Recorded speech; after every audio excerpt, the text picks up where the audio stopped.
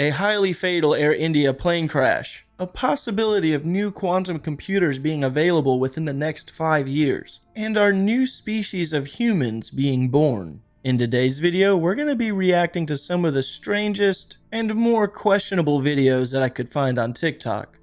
Let's get into it.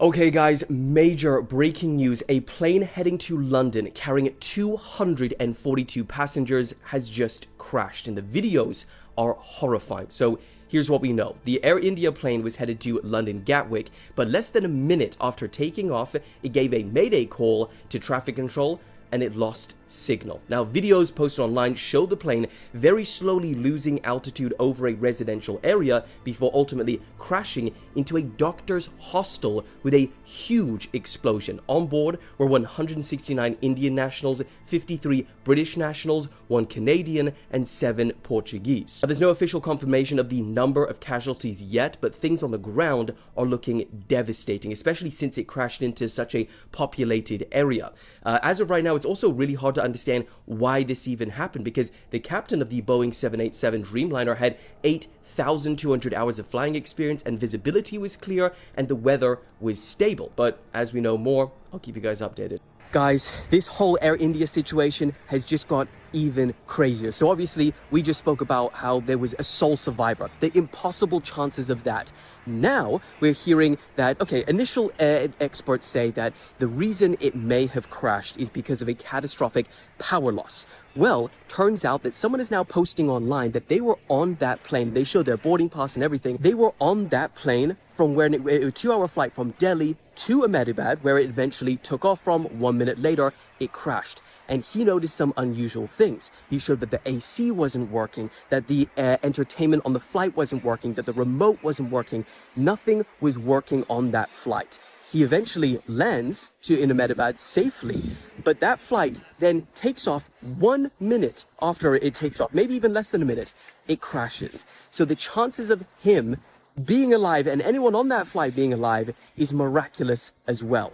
So this just keeps on getting crazier and crazier. I'll keep you guys updated as more insane stuff from this situation keeps unfolding. Man, rest in peace to all those people on that plane. That is horrible. And right now, this is the big talk on the internet. IBM says a quantum computer will be available to users in 5 years. Quantum computers may seem like this far-off invention, but they already exist in a form, and their ability to run massive computations quickly could help us test new pharmaceutical drugs, or materials, or even weather. But one big problem with them is how prone to errors they are. This is for a few reasons, but the easiest is they're very sensitive to noise and temperature fluctuations. IBM's approach is to have their computer, Starling, fix itself. And that will be by doing 2 things. 1, making it bigger, and 2, adding a decoding algorithm. Basically, its ability to identify errors. Because if something is making a mistake and doesn't know, then it can't be fixed, like therapy. The error rate for quantum computers is higher than your laptop, and the error correcting techniques can take up space and resources. It isn't too unlike when computers were the size of a room, and now they can fit in your hand. The science is completely different, but the goal is the same. First, IBM will create Loon, which will demonstrate that robust error correcting can be stored on a chip. Next year, it will build Kookaburra, which will store information and perform computations. Then at the end of 2027, they will connect 2 of them into a larger quantum computer,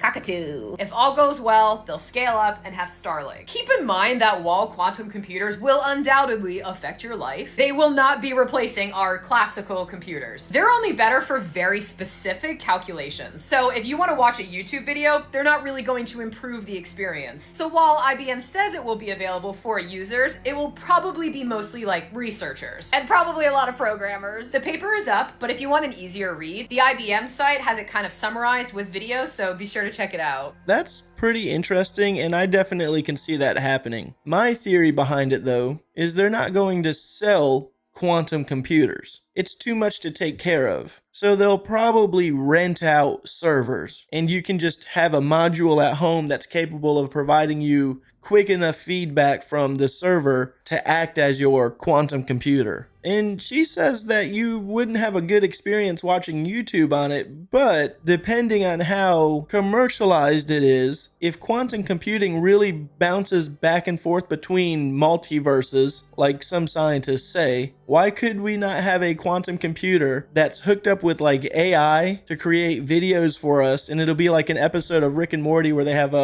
interdimensional television. Basically, we would have an interdimensional television box right there that we could just flip through infinite channels of different realities and possibilities. That sounds kind of cool to me. Possible? Probably not, but pretty neat. This is a crazy thing for an FBI guy to post. The former FBI director, James Comey, he just put out that tweet a couple weeks ago, posted a picture of these seashells. He's like, was at the beach and found this crazy cool formation of seashells, and it said 8647. Like basically get rid of Trump, or it was like a threat of like, we're gonna kill Trump kind of thing. Instant backlash. You're an FBI director. He's like, I had no idea that's what it meant. I didn't know. He said, I just found it. So people are freaking out about that, right? Yeah. But guess what? When he posted that, it had been 8,647 days since 9/11.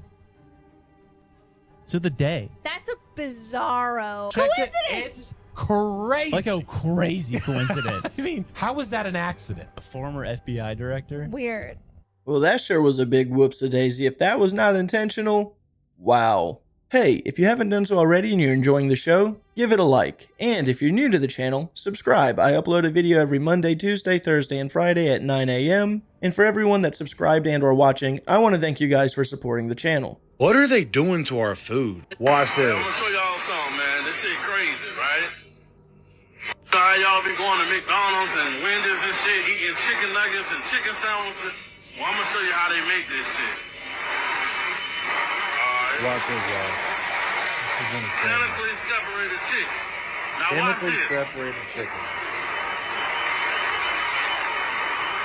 This is chicken nuggets and chicken sandwiches and shit, man. That's what they make that shit with. It's just a Y'all giant please shut this shit, pool man. of This shit is sludge. unhealthy as fuck, man. Be careful when you eat that McNugget or McChicken. Remember what it said, chemically separated chicken. I'm sorry to ruin it for you like this, but you are looking at a lot of fast food chicken right in front of you. As always, let me know what you think in the comments. If you knew about this already, this isn't a shock. But thank you for watching. Until next time, stay weird. That is very unappetizing. I personally have not eaten fast food in a while. And when I say fast food, McDonald's, Burger King, Sonic. Well, hold on, I can't say Sonic because I definitely get a Sonic slushie and a milkshake every once in a while. But it seemed like when I was eating McDonald's, it would make me feel so nasty and not good. I just found one of the most disturbing things I think I've ever seen. If you're easily scared or going on a plane anytime soon, don't watch this. Some of you might have seen this website before called Plane Crash Info, but there's one 10 times worse. This is just part of it. On this one, it details every single plane crash, helicopter crash, with all the details. It's got the time, the day, the location, it's got the fatalities, everything about it, like everything. Of course, there's also some pretty bad photos on here that I can't show, unfortunately. But what you probably haven't seen is this one. Last words. This details every last word from every single plane crash, and I mean everything. But again, it gets crazy because they're not just words in a random manuscript, like, yeah, you can see them here, but you've also got MP3 recordings, the actual recordings of what the pilots were actually saying.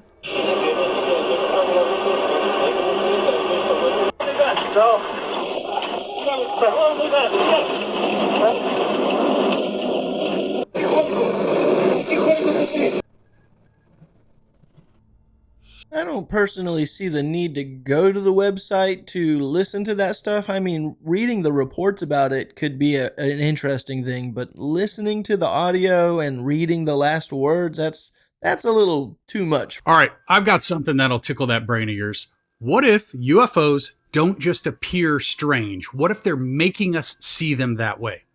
So this theory seems a little bit out there. Bear with me. Think about it, though. This could explain why no one ever seems to see the exact same thing. In fact, some of the most respected researchers like George Knapp, Jacques Vallée, they have suggested that UFOs may not just be physical. They might interact with our perception, almost like the way a psychedelic does with the brain. Not only did the the ships change shapes, but the beings change shapes. And sometimes it happens while abductees are on board these craft, if it's really that craft. They manipulate our perceptions in so many ways. I'm not sure we really know what any of them look like. So let's talk through this a bit. The human brain runs on electrical signals. We know that. EM fields, like the ones from something called the God Helmet, have allegedly been shown to induce visions, feelings of presence, even encounters with beings. The laboratory, we have reproduced every aspect of the God experience, every essence, every component of it, from the rising sensation to the feelings of ecstasy, to the feelings of a sensed presence, to the feelings that you're at one with the universe. We can do that experimentally. Professor Persinger has gone straight to the source of creativity, emotion, and fantasy by stimulating this area, the temporal lobes and the limbic system, with complex magnetic fields that set up electrical charges in the brain. So what if some or all of these craft emit frequencies that alter your mental state, like an instant dream or reality distortion, basically like a trip? Some abductees say that they've received entire thoughts telepathically, like a download. No words, just pure meaning, which would point to direct interface with consciousness. If we can build virtual and augmented reality with technology today, imagine what a civilization 1,000 years or even 1,000,000 years ahead could do. What you see might be a projection crafted just for your brain. So this might explain why witnesses at the same event can report completely different things, why abductions feel like dreams, why the craft shapeshift, vanish, or blink into light. So perhaps it's not about what we see, it's about what they want us to see. What do you think? I mean, a total reach, or could there be something to it? Let me know. I think that if UFOs are real, like alien spacecrafts, of course they're going to have some kind of cloaking technology or something that's going to manipulate our perspective. And as far as being abducted by them, I don't even really think that we would be able to comprehend what we're witnessing if we were abducted by them in this hypothetical abducted moment. But that's really only if they're highly advanced. Maybe we just think that they're highly advanced and they're not as advanced as we make them out to be. Maybe their technology is better than ours, but it's not by much. And they're possibly just fooling us, making us think that their technology is way more advanced than what it really is. Because I really cannot imagine if there's an alien species out there that's so advanced that they can travel the galaxy, they can create these machines that kind of defy our laws of physics. Why are they just coming to Earth knowing that Earth is a pretty hostile planet and putting themselves into harm's way? Why would they just not have a form of possibly astral projecting or sending androids down in their place and just remote view from them? And I mean, maybe that is what they do, but it just seems a little far-fetched to me. The theories around it, I love. But let me know what you guys think about all this. Hello, friends. So is autism on the rise, or is a new species of human being born? I'm going to introduce you to a fascinating prophecy that seems to be coming true, and I want y'all to watch this and tell me what you think about it. So this is the prophecy of human design founder Ra Uru Hu. And when he was being guided by The Voice back in 1987 to design human design, to create the framework for human design, which if you don't know will change your life, he was also told about this prophecy of a new species of human that was coming into existence, was going to be living side by side with Homo sapiens sapien until eventually it took over. There's a bifurcation of the dominant alpha species on Earth right now. This started in 1987. It's supposed to culminate in 2027, in 2 years. So what is this new species? Well, it's called the Raves. And check this out, because this is just wild. There's so many things that I'm finding the more I research this that are confirming that this might be real. So the Raves are a new species of human that have a shared consciousness. They work in groups of 3 to 5, which are called pentas. And right out of the gates, when a Rave is born, they are severely disabled. We call it autistic because a lot of times they're nonverbal, they lack motor skills, they're very antisocial, and they just don't really fit any of the molds and any of the like kind of benchmarks of a human being. So we think that they're disabled or autistic. Well, what happens is, once they find their penta, once they unite with their group of 3 to 5, they actually become this shared consciousness and they have these superhuman abilities. And they'll start to show these by themselves. They'll start to have more like kind of psychic gifts, and then once they start forming their penta, once they start meeting these other people in their group, then their abilities get enhanced to the point when they finally form like Voltron, they have very amazing abilities. So they need humans. The reason why this is a gradual thing, introducing the Raves to our world, is because the Raves need humans. They need Homo sapiens sapien, because Raves have very low birth rates. They're very socially awkward, so they're not good at finding, significant others and reproducing. So they actually need Homo sapiens to help produce more Rave bodies. And they need the Homo sapiens to help the Raves find the other Raves to form their pentas. So there's like this collaboration at the beginning. That's the phase that we're in right now. But after 2027, the Raves start to take on sort of a life of their own, and they're going to bifurcate. They're going to split off from the Homo sapiens sapiens. They're going to start creating their own communities, societies.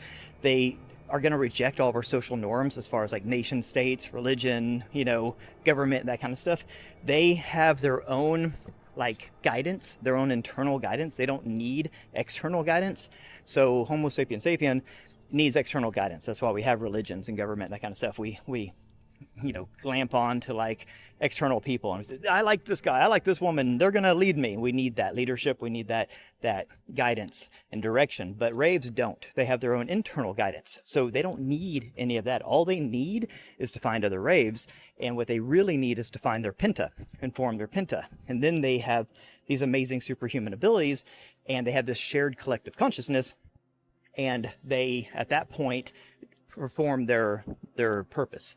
So they do need humans at the beginning. And the really wild thing about this prophecy is this was all put down on paper in 1987.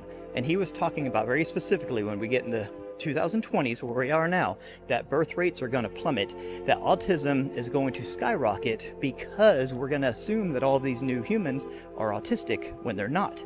And what do we see right now?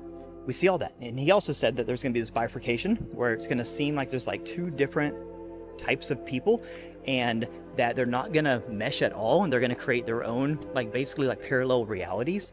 And you're seeing all that. So we're seeing birth rates decline rapidly. We're seeing autism rates shoot through the roof.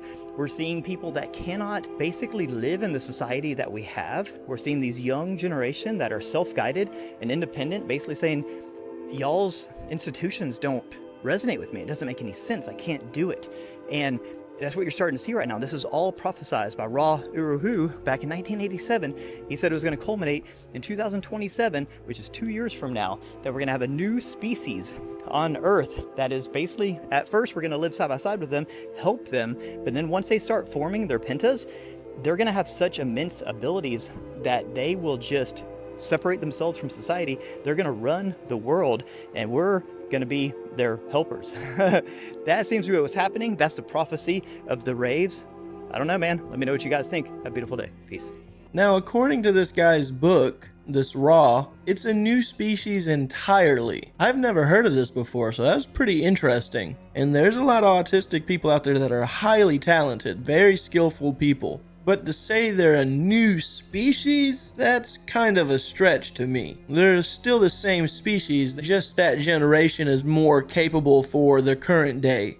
Let me know what you guys think about all this in the comments. A lot of people cut this guy down, but he has a lot of fun topics to listen to, and to theorize or question. And he always ends it so nicely. He can be a bit long-winded, but so can I. Nonetheless, interesting topic. Alright guys, I'm gonna go ahead and end today's video. It was not that great of a video today, let's all be honest here. The internet right now has been in a really weird place when it comes to this style of content. Right now, it's really breaching hard into the political scene. And I personally have nothing wrong with that. I enjoy watching that content on the side, but I do not involve it into my channel. And it's also adding a whole bunch of fake news. Just people talking about things that do not exist. Basically AI generated stories, and I don't really find that too entertaining. But at least we got something. Wasn't the best, but it was something. Nonetheless, as always, I want to thank you guys for watching these clips with me, and with that being said, have a good day.